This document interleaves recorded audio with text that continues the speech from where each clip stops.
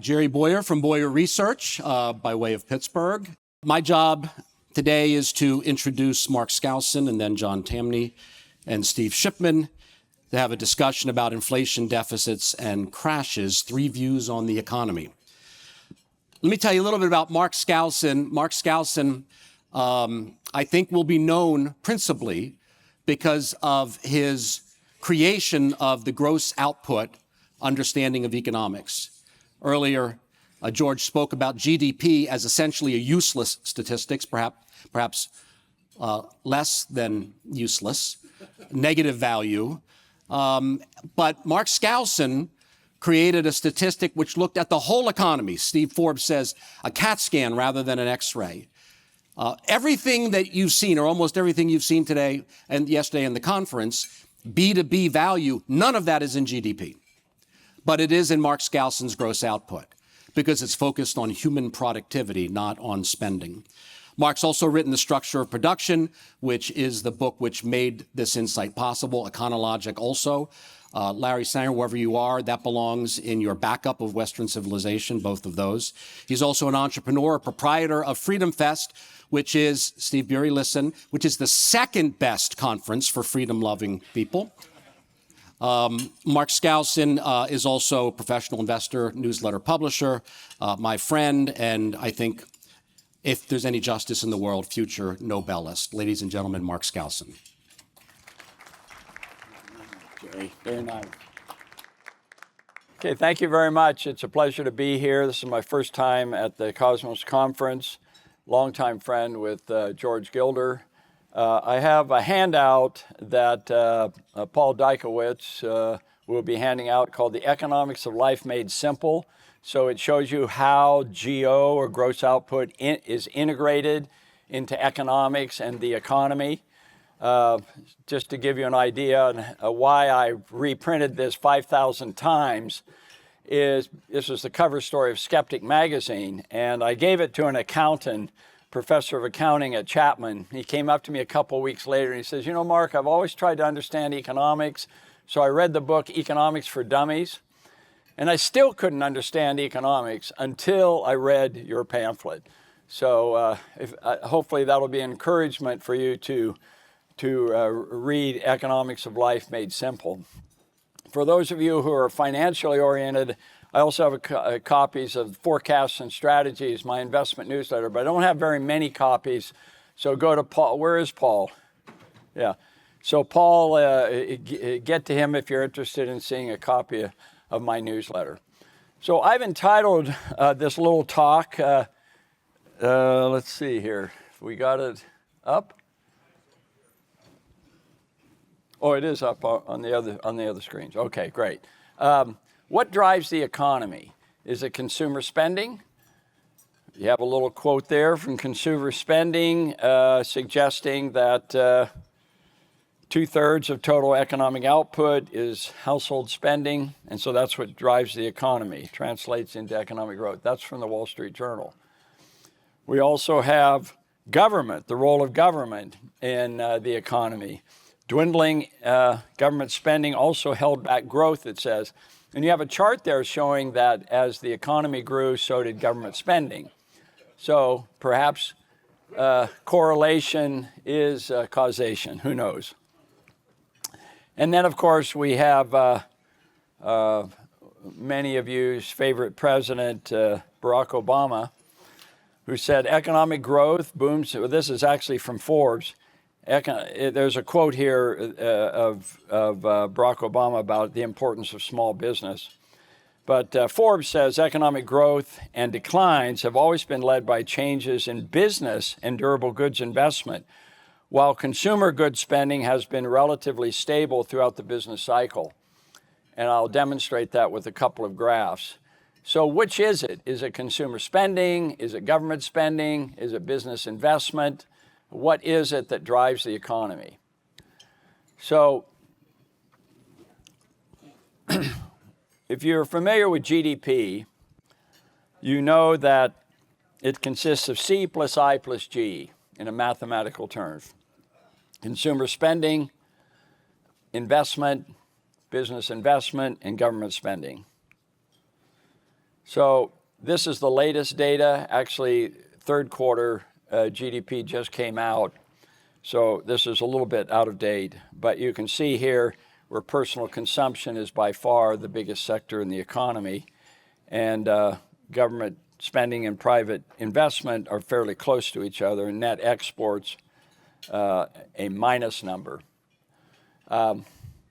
So according to the GDP model, which is the model that everybody uses and refers to on a regular basis, we see that consumer spending is about 70% of the economy, 69%, 66% in this case.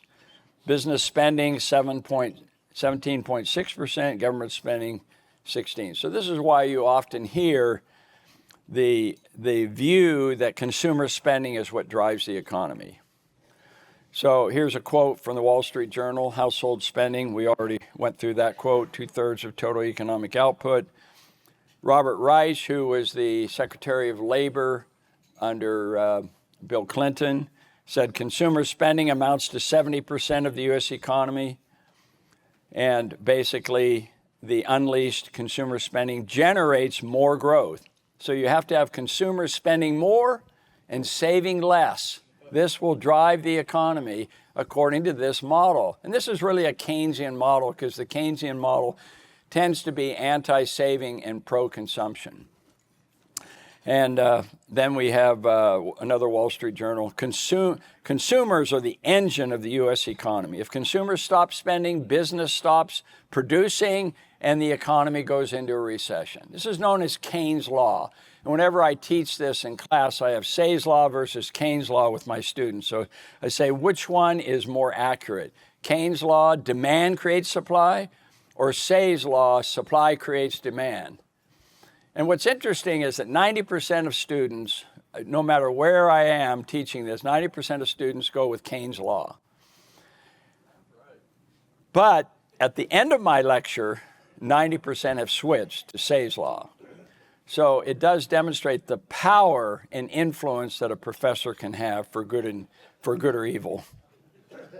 So this is a model of the economy that I've created, a 4-stage model of the economy that describes the production process that Jerry Bowyer was talking about.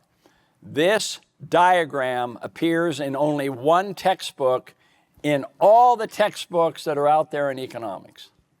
You know which one it is? Mine. But my hope is that this will appear in all the other textbooks within time. So what's missing from GDP? So right now it's around $29-30 trillion. C plus I plus G, which amounts to consumption, investment, and government. We're leaving out the exports. What's missing? The supply chain. A lot of people don't realize this, but the value of the supply chain, which is bigger than GDP itself, is left out of the supply chain. So GDP tells you the end result, but doesn't tell you how you got there. And everything that we've talked about here in this Cosmos conference is about how you get there. And it's not covered by economists. And that is a fundamental defect of the current macroeconomic model. So what is the solution? The solution is my statistic called gross output, which measures spending at all stages of production. So if I go back quickly to this chart right here, see the 4 stages of production? Number 4 is GDP. But if you add number 1, 2, and 3, and 4 all together, then you get gross output. That is a measure of the total economic package, what's happening in the economy. So the idea of gross output is a very powerful one, and I have very good news. In April of 2014, after my badgering the BEA, the Bureau of Economic Analysis, since I wrote Structure of Production, constantly talking to the Bureau of Economic Analysis, which does GDP statistics, And I said, listen, you're leaving out this huge section. And they finally agreed with me, and they decided to create this new data called gross output. And I've been trying to promote it ever since. Now, they've only gone halfway because they kind of hide, they bury GO. They're fearful that you as consumers of government data will not understand GO and GDP. I explained this to Greg Mankiw at Harvard. I said, listen, let me come up and give a lecture on GO. He said, oh, I don't know. Students have a hard enough time understanding GDP. And I said, look, it's very simple. You're familiar with the financial statements, right? You're familiar with CNBC, and you notice that they talk about a financial statement that is released every quarter. And what do they give you? Top line and bottom line. Top line is revenues or sales. Bottom line is net income or earnings, profits. It's even Harvard students can understand that, Greg. All right, so the BEA actually defines GDP in terms of GO. I'm going to move along here because I just have a short time. Normally this lecture is like an hour long. So you can see here that in this new model, the GO model, look who's the big elephant in the room. It's not consumer spending. Consumer spending is actually about a 1/3 rather than 2/3. It's important, but it's not the big mover and shaker. That happens to be business spending. So I show the students and compare the GDP model with the GO model. And I say the GO model is a much more accurate, comprehensive view. It is the missing piece of the macroeconomic puzzle. That's my basic thesis. And by the way, I have submitted 5 times now, 5 times to the AEA meetings that is held every January to give a talk that I'm giving to you right now at the American Economic Association meetings, the premier gathering of all economists. 5 times I've submitted this. And while they have 40 sessions on DEI subjects, my session, my proposal has been rejected all 5 times. So what does that tell me? Either I'm totally out of my mind or I have a paradigm shift taking place here. I'd like to think the latter. So one of the things you find out about this is business spending is much bigger than consumer spending. So the focus of the media, the financial media and economists, when you look at the data, you better start looking at what is happening with business and the goods in process, the supply chain. The B2B spending is much more important than consumer spending. And you can see that in this chart here. The red line is consumer spending. Look how stable it is.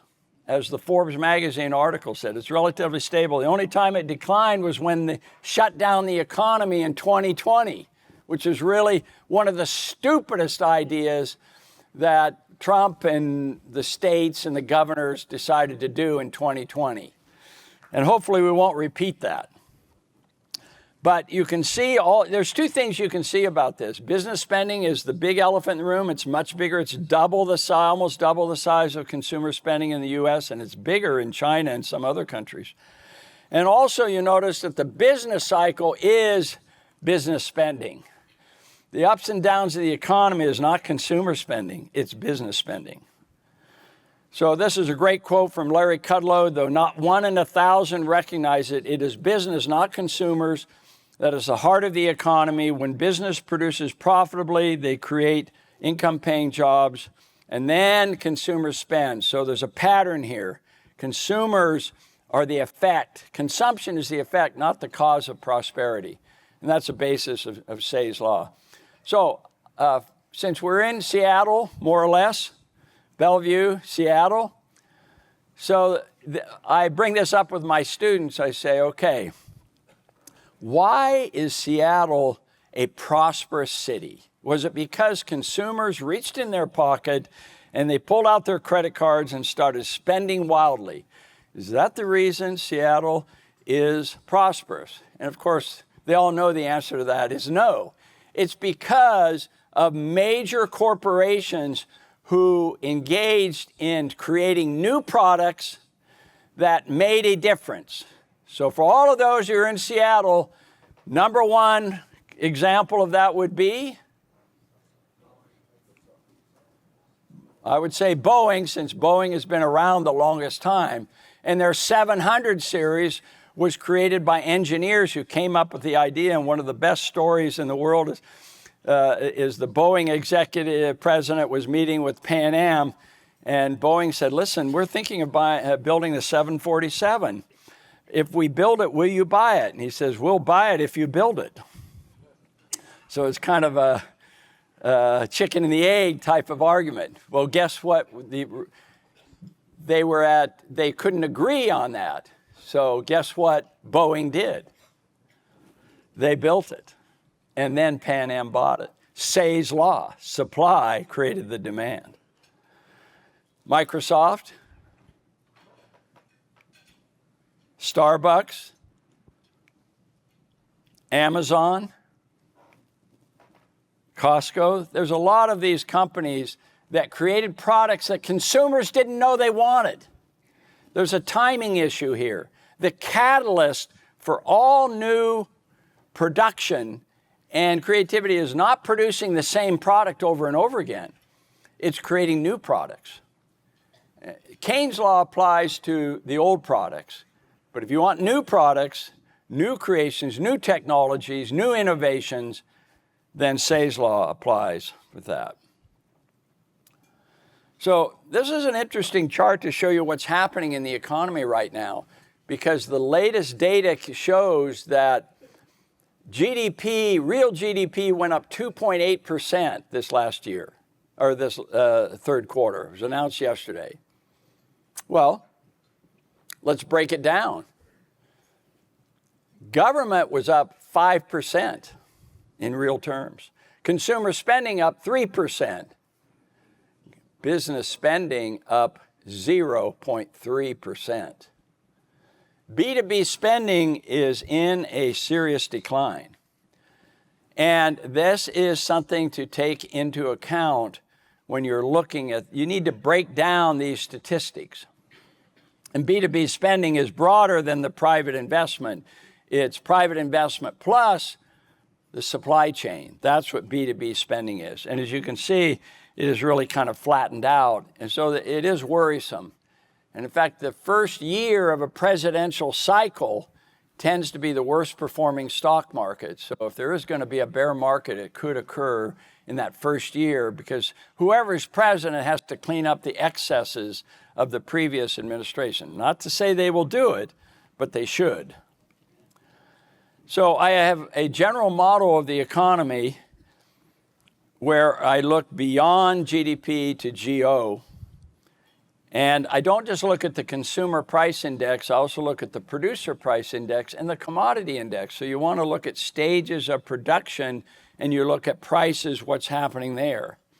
You don't want to look at just the interest rate, which tends to be the 10-year Treasury rate, but you look at the yield curve. The yield curve is what you want to look at, because if there's an inverse yield curve where the short-term rate is higher than the long-term rate, which it is right now, you have a negative yield curve, and there has been a tendency toward recession, bear markets, and others once that develops. Hasn't happened yet, but it could. And then you want to look at stock indexes based in various categories. There's no question that consumer goods in general have a more stable beta than commodities and manufacturing and so forth. So the structure of the economy matters. That's my basic theme. And it's surprising how that's ignored. Everything is aggregated in your textbooks, and it needs to be disaggregated to really know what's going on in the economy. So that's the message that I'm trying to deliver. So there are some textbooks, including my own, that introduce GO. Mine's the only one that fully integrates economics, GO into the textbooks, but there are There are others that are at least mentioning it in the chapter on national income accounting. So these are my conclusions that really emphasize the importance of disaggregating the economy. And these are just a few quotes from other people saying different things about the positive things about the investment, including 3 Nobel Prize winning economists. But it's interesting to see how you see it's almost like the famous saying that progress is by funeral. Have you ever heard that statement? Yeah, by Max Planck. It does seem to be that the case. I'm 77, but I'm still working at getting people to realize the importance of this market. So thank you all very much. Thank you, Mark Skousen. Please be seated, and we will bring the rest of our panel up. Make yourself comfortable. We have Steve Shipman, who is a wealth manager, portfolio manager, securities analyst who uses classical economics. And if you would join us, please, Steve. And we also have my good friend John Tamny, my former editor at Forbes, best editor I've ever had, because he left me alone, which is the best thing an editor can ever do, and he never said no to a controversial idea. He's still an editor at Forbes and at Real Clear Markets and author of numerous books, and I think his next one is on the topic of today's panel. So let's get started.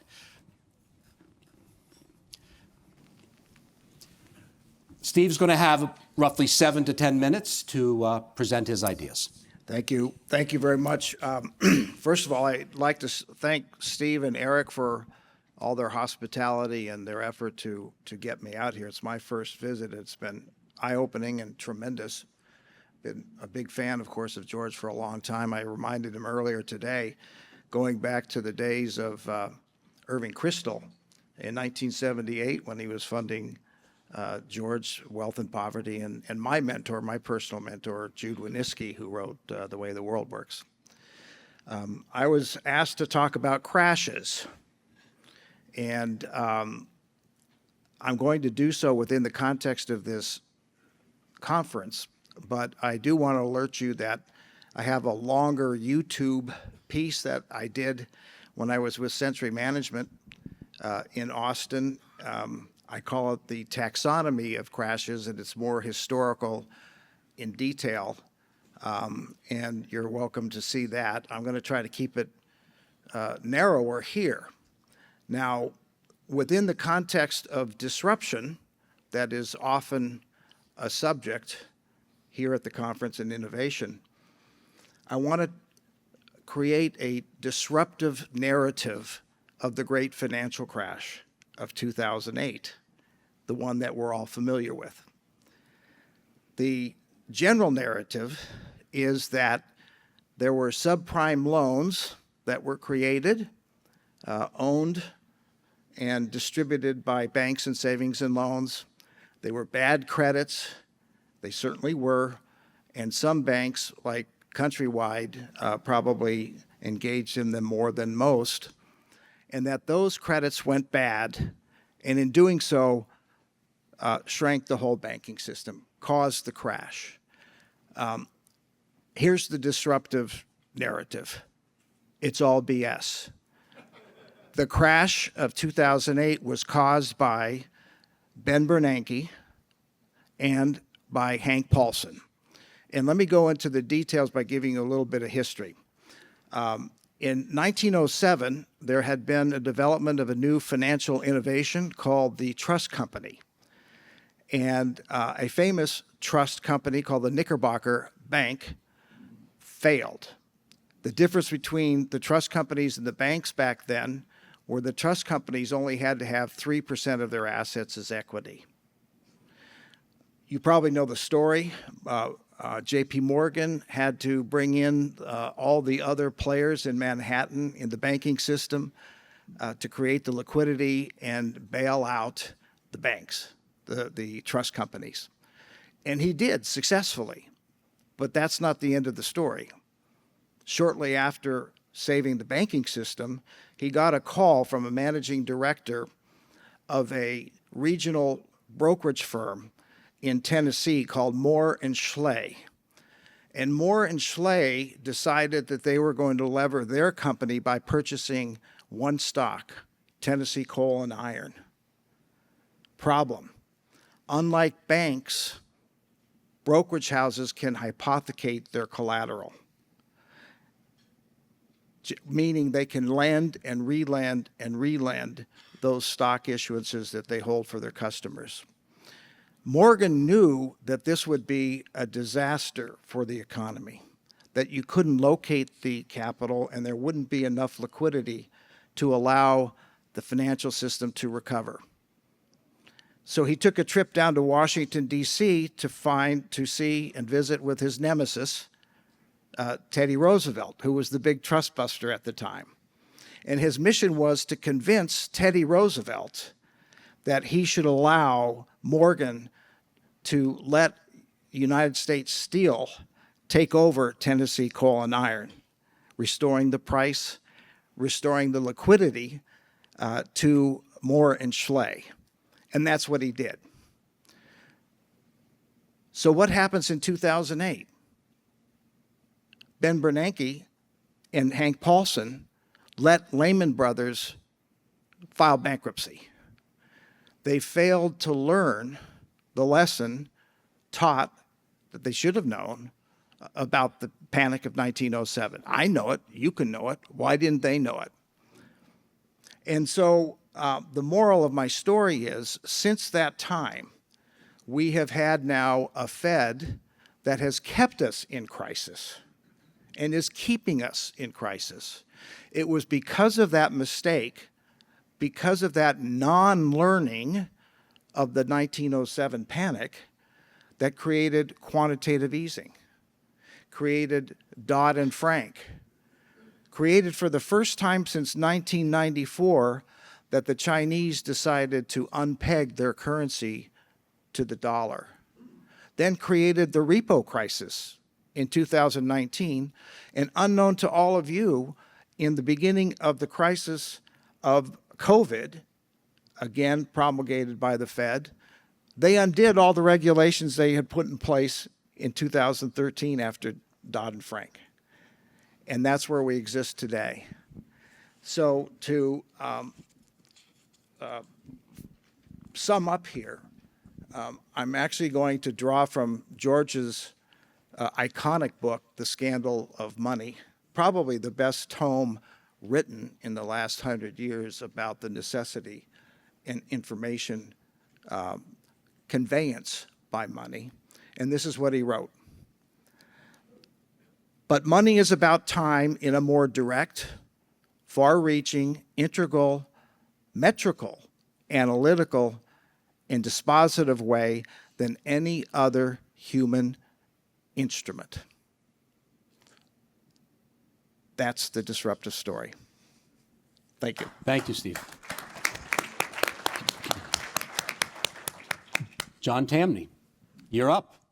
Why, thank you. Thank you very much to Steve Burry and George Gilder for having me. What a treat. What a treat to be up here with all of you. I go way back with all of you, longest with Steve Shipman. We've been sharing ideas since 2002, so this is really great. My subject today is my upcoming book that's in manuscript form. It's with an agent right now. Hopefully we'll have a publisher soon. It's titled The Deficit Delusion.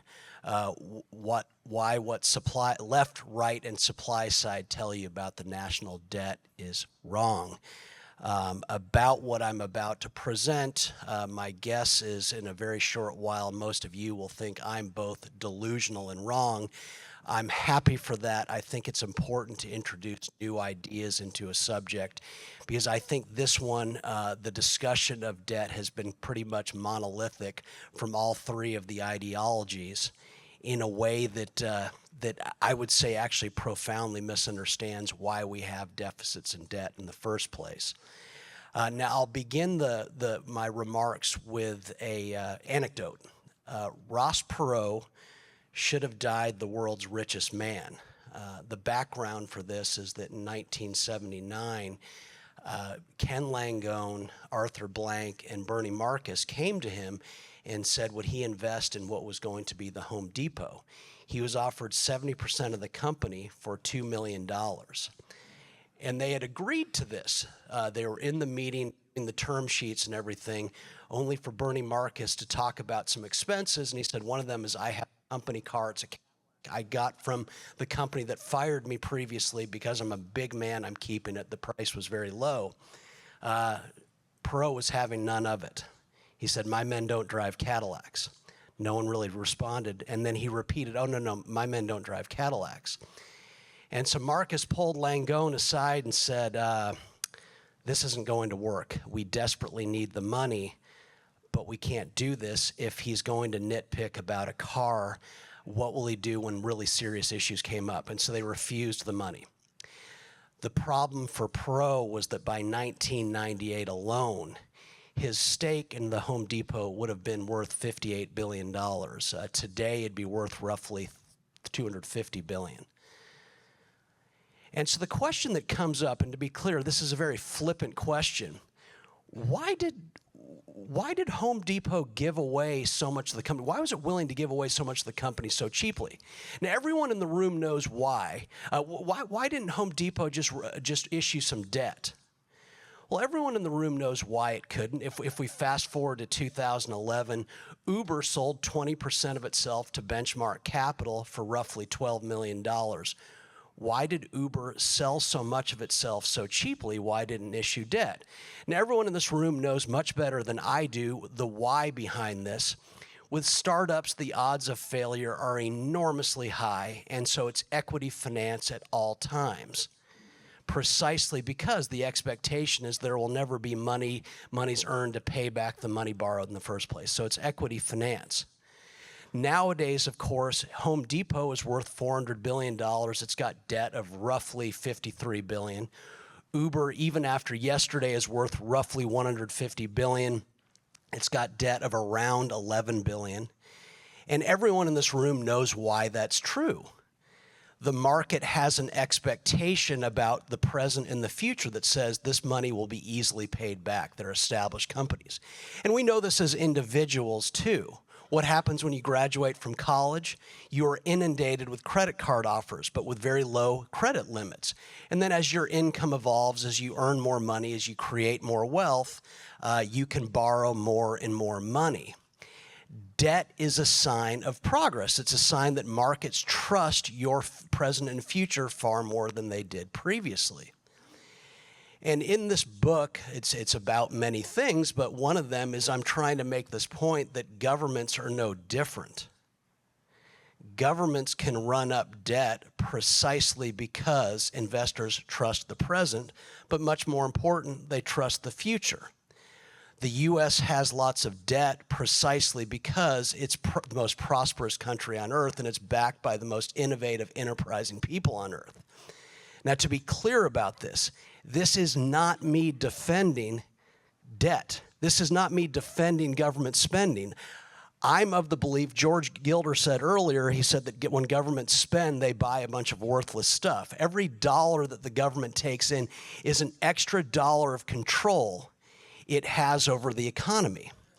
And so as a rule, I want to limit it. I am a libertarian. I think most things governments do are wrong. But I think it's interesting and frustrating at the same time that the discussion from left, right, and supply side has become so ridiculous and I would say monolithic. What do left-wingers say about the debt? They say that we've got to raise taxes on the rich in order to bring that deficit down, because they say the reckoning is coming. If we don't do something about this, we're in big, big trouble as a nation. What do people on the right say? They say we've got to combine spending cuts and tax increases because we've got to bring this deficit down. The reckoning is coming. What do supply-siders say? They've got a variation of it, but it's still rooted in this notion about more tax revenue. They say if you just allow us to cut taxes, we will get more economic growth and higher revenue to grow our way out of the debt. Now, about this, I don't dispute the supply side argument. It's empirically correct that lower taxes leads to higher growth most often and more tax revenues. What my dispute is with the notion that higher tax revenues are going to be what brings down the debt. It strikes me that if you look at individuals, if you look at companies, that debt is an effect of an expectation of high revenues now and the expectation of exponentially more revenues in the future. We hear all the time about how we're in big trouble, that the nation faces a reckoning. We hear it from left, right, and supply side, but wait a second, that implies that markets aren't just stupid, but ferociously stupid. That the most owned assets in the world are about to collapse. What it says to me is the exact opposite. The U.S. Treasury is taking in way too much tax revenue now, and it's expected to take in exponentially more in the future, hence the debt. And so I'll turn the supply side argument. Supply siders love to quote JFK on the matter of cutting taxes to get more revenue. Let's paraphrase that slightly and say the paradoxical truth is that we have too much government spending and too much debt, and it's a function of the fact that the taxes are way too high now and they'll be way too high in the future. The debt is an effect of too much tax revenue. My solution for this that will never happen because Democrats make a point about bashing the rich and then Republicans are too afraid to defend the rich, is to say that the only way to fix this, if we really ever want smaller government, is not spending cuts. It's not more taxes. It's in fact reducing taxes so low on the rich, the people who provide all the revenue, that what they bring to the government actually goes down. That's the only way you've got to reduce the tax revenue so that we're not viewed as the greatest credit risk on earth. I don't expect it to happen, but I want to have a discussion about it, hence my book. Thank you very much. And a discussion you shall have.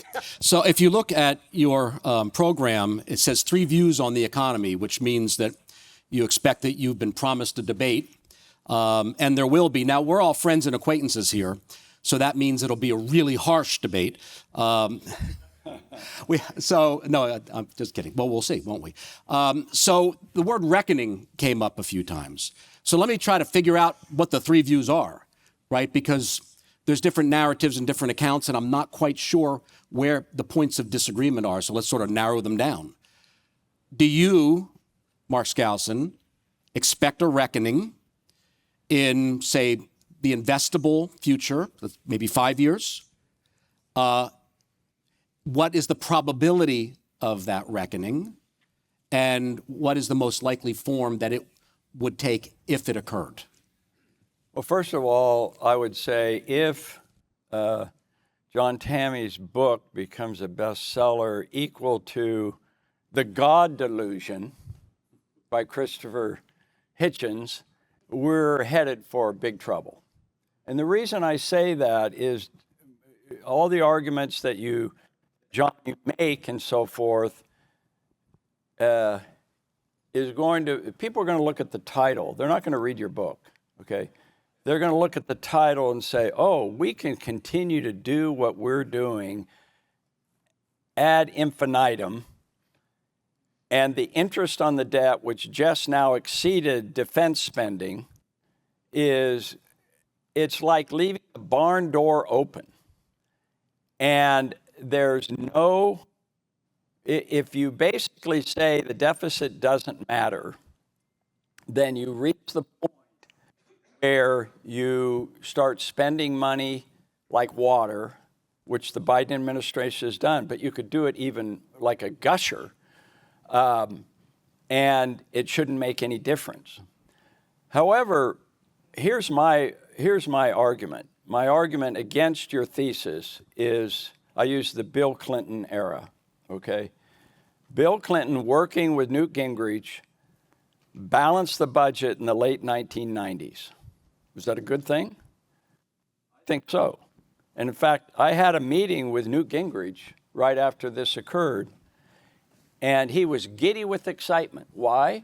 Because he said, we could eliminate the national debt in 10 years, the way we're going. We are bringing in so much money. It's incredible. Now, this was right before 9/11, and that changed everything. But what was his first thought? He said, this gives us a great opportunity to give money back to the people in the private sector instead of taxing them to death.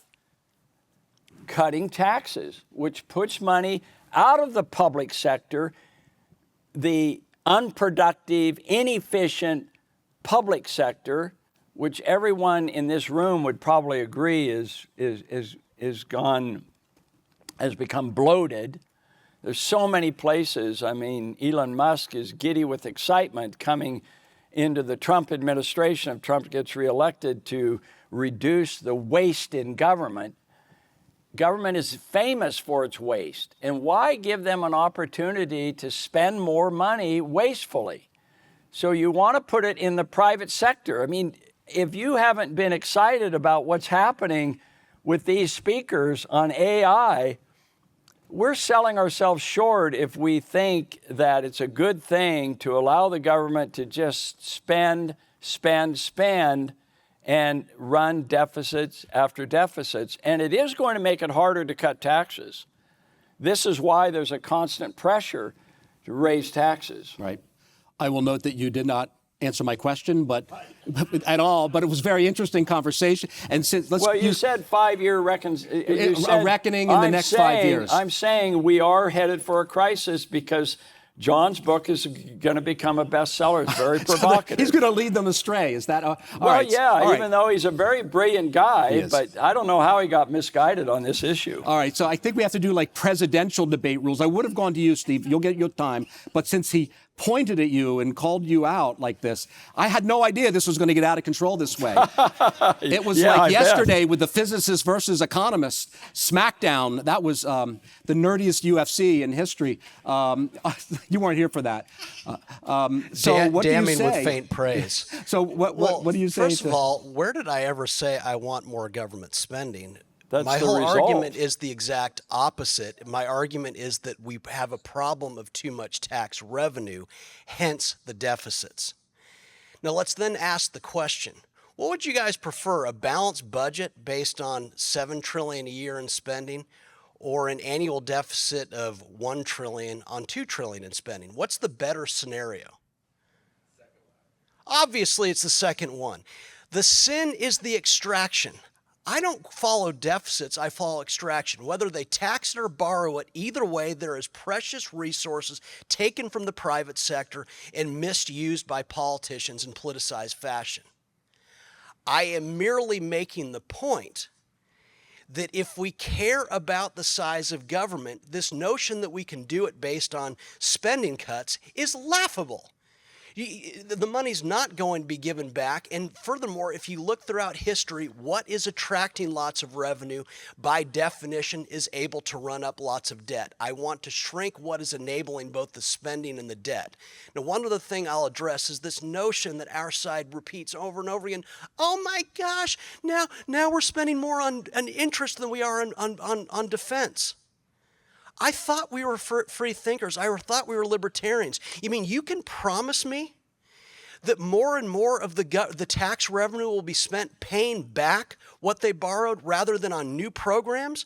I'll hit that bid any day of the week. I want to keep this out of politicians' hands. That's my goal here. The delusion is presuming the deficit is the problem. No, the problem is the extraction of precious resources. And until we start talking about that, instead of we stop talking about all three ideologies say the same thing, they all want to raise tax revenue, until we start talking about that, we will never fix anything, because their arguments are a profound misunderstanding of the problem. All right, let's bring Steve in. Okay. Oh, someone, applause. So, You've got you've got a fan. Where's Peter? John Tamny fanboy there. Steve, responses. So, let me redefine the problem. Please do. If we look at debt in real terms measured by gold, in gold ounces, for instance, There's less debt today than there was under Obama and under Clinton. So why should I worry about the debt if, in fact, the only reason it's at levels that we have is because of dollar devaluation? Not because of production, not because of spending, but because of bad policy. So what's the answer? What's the insight to actually bridge all the discussion? I'd go back to David Ricardo. I'd go back to Frank Knight. And the modern combination of those two guys is our friend Reuven Brenner. And what Reuven would say is that all wealth comes from risk-taking. So all I care about is what policies are going to create the maximum amount of risk-taking to get to our abundant economy that Gail talks about. And it's really pretty simple. Low taxes, stable money. The point that I was trying to make is High one that savings rate. savings doesn't matter, production matters. So one of the things crazy. that I would add to the equation. Where do you get the capital for production if nobody's saving? Production presumes saving. Okay, that's a great question. So let me give you the aphorism that Basic let me give you 101. the aphorism that Reuven gives to me. There's 5 sources of capital, folks, in the world. 5 sources, no more, no less. Number 1, inheritance. Who's been lucky enough to have inheritance? Good source of capital. Number 2, labor, right? Most people have labor savings, which is what you're worried about. Number 3, the capital markets. The capital markets bring together people that have surplus savings or capital and those that are deficit and need investment. What are the other 2, folks? Government and crime. Are So- those different categories? I don't think so. I don't think John thinks Government so. ampersand or slash But crime, it not a all, comma. it all comes down to promoting economic growth. And when that happens, all these issues will disappear. All right. The question that I asked of Professor Skousen, which he did eventually answer, the bogey here, the probability of a reckoning, say in the next 5 years, what's your base case? What's the probability? And if it occurs, what does it look like? Yeah, it's highly unlikely that we get a default of the United States government. It's highly likely that we have some disruption, but the worst case scenario is if the Fed continues to devalue the dollar, that will do more to crush enterprise, more to crush risk-taking than anything else. Remember Art Laffer's aphorism. If regulation is a factor of 1, taxation is a factor of 10, monetary policy is a factor of 100. So to be clear, I'm going to ask the same question to you. A reckoning could be of various forms. Could be a default, could be devaluation, et cetera. But some sort of crisis of the Keynesian endgame. Default is not in your book, is it? No, if it were in my book, I wouldn't be writing the book.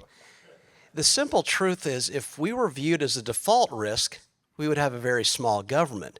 But you see, markets are wise. Markets wouldn't touch Home Depot or Uber with a loan because compound interest is the most powerful notion in the world. There's no such thing other than among academics as easy money. In the real economy, money is always impossible to get. Many of you are raising money right now or you're providing money. You know how difficult it is. So the notion that savers would line up to fund governments that are devaluing basically runs at odds with reality. Treasuries, I'm not defending the debt once again, but treasuries are the most owned assets in the world. We don't have a debt reckoning in the future, and the reason we don't, and the evidence we don't, is all the debt. It's kind of obvious. If it were thought that we were actually going to default, if it thought that we were going to eviscerate those who own treasuries, we wouldn't have a lot of debt. We would have a much smaller government too, but we would be a very poor country. I'm merely making the point. Stop talking about getting more revenue to these guys so that they can limit the risk-taking, limit all the great things that come from talent being matched with capital. I'm saying if you want to shrink government but also shrink the debt, the only way to do it is to shrink the flow of dollars to the government in the first place. So is that a zero? Because part of my question was probability. Oh, close to zero. Close to zero. Because if it were the opposite, the neo-Austrians, the wild eyes, they say, oh, well, the Fed's paying for all the spending right now. If that were true, there's not an interest rate high enough on treasuries to price them. If the markets thought we were devaluing our way on the way to debt, if the markets thought we were printing the money to pay for the debt, treasury rates would be too high to count. There's not a number that you could put on it. The surest sign that we have a problem of too much tax revenue now and the expectation of exponentially more in the future, meaning the opposite of default, is all the debt. A number, a probability. You think there's going to be a reckoning? What percentage would you put on that bogey? It all depends on interest payments and the rise in interest rates. That is really a key factor, because one of the reasons we ran huge deficits since the Bush administration, and every year the debt has gone up during this time period, was because of artificially low interest rates. So you get these interest rates up, you are going to see a serious crisis. Now, I don't think it's happening right now, although interest rates have been rising. The danger is no bid. Everybody know what no bid means? Has the Treasury ever had a no bid on its securities, John? You tell me. It's your question. Well, it should be in your book. It should be in your book, because in 1980, there was a period of time when there was no bid on treasuries. And why? Because inflation was getting out of control, and interest rates, they had to keep raising the rates in order to get a bid on their treasuries. This is a danger, and we must not, we need to face the facts that we are headed for a crisis. Now, I think it's been postponed for a number of years because of the low interest rate strategy, and the Fed has been very good at maintaining the ZIRP, zero interest rate policy. It's off the table now, and now we're paying higher interest rates. So I'm telling you, you need to be careful. And I'll go back to the Bill Clinton era, because government spending actually did slow dramatically during that time period, because the Republicans are very good in the defensive mode. They were. Yes, you are properly sensing that we're coming to the Q&A. Well, we could go ahead and do it. I've heard this argument all of my life. There are not enough years on this earth to hear the same argument that we're heading for a crisis. And again, it implies that markets are incredibly stupid. The crisis is not the debt or the government or investors cutting off all the waste. The crisis is all the extraction of trillions and trillions of dollars over years and decades that kept us from cancer cures, from advances in transportation, that kept us from technology advances. That's the crisis. This focus on what might happen, this is global warming for the right wing. That's all it is. No, it's look at you're sounding now like modern monetary theory people. Oh my gosh. They say the exact same thing that you just said, that we're not spending enough money to save the world and to spend more money on Mark, this or that. That is the exact opposite of what I've said the whole time. I'm going to take Tamny's point of view for a second. That no bid, right? But what happened? Was that a good decision? They raised rates to 21% so that people would give money to the government. Was that a good thing? And then it set off a 30-year bond bull market. Right, because they controlled the money supply. Right. But they had to raise interest rates to 21% to keep it from going to no bid. So they worked through and they learned, and the crisis didn't occur, even though the no bid was signaling a crisis, which never happened. And I'm going to not let you answer because our patron saint, George Gilder, is stepping up to the mic. The American economy, with our companies, 70% of global market cap at the moment. Our companies, we have 18% of global GDP and 70% of global market cap. And this is a result of the efflorescence of creativity from the private sector, around the world, we regard this is U.S. companies collaborating with Taiwanese, Chinese, and Israeli companies to create this great boom that politicians now depict as somehow exploiting America or exploiting our middle class or creating all these crises. In fact, there's this tremendous equity surge. How do you respond to the superabundance? Well, George, Wait, you speak they to didn't the hear true in crisis. hold on. They didn't hear in the back the beginning of the question. It was Gail Pooley, effervescence. Basically, GDP doesn't matter. Things are much better than it looks when you use these useless statistics, and things are a lot better, and inflation is much less than you would think, because if you use time prices, it's so much better, and therefore there's less likely to be a crisis. That's the part you missed. Well, now to the panel. I think how quickly we forget, and you brought up the 2008-2009 crisis. It came to a point where 18 out of the 19 biggest institutions, according to Ben Bernanke's statement in court, were within a week of collapsing. Do you remember this? No bid, in essence. So you have to ask yourself, when did Ben mention Moore and Schley? When did he mention the 1907 panic? well, he only knew 1930s history, right? My He point. didn't know it very well. Yeah. No, I think you make a very good point there, but crises do occur from time to time, and we need to be alert to this, that the capitalist system, which involves the Federal Reserve integrally, can lead to crashes and bear markets. Now, we have circuit breakers. We've got the plunge protection team to protect us from a crash, but a severe bear market is still very possible, and it's also possible to have problems. And I'll point to one. I want to make sure we get that Steve gets to George's question. I want to give one quick example, if I could. Just a second, Mark. Yeah. George, my only comment would be there is superabundance now because of general tax policy and regulation. But if we were to fix the money, the amount of capital and the amount of risk-taking would be on an exponential level, not on an arithmetic level. Steve is right. I mean, it's staggering to think how much more growth, how much we've lost since we've untethered the dollar from anything real, because it's the most important price in the world. Look at all the investment that goes into consumption of existing wealth, what even Mark described as the knowns rather than the investment in the unknowns.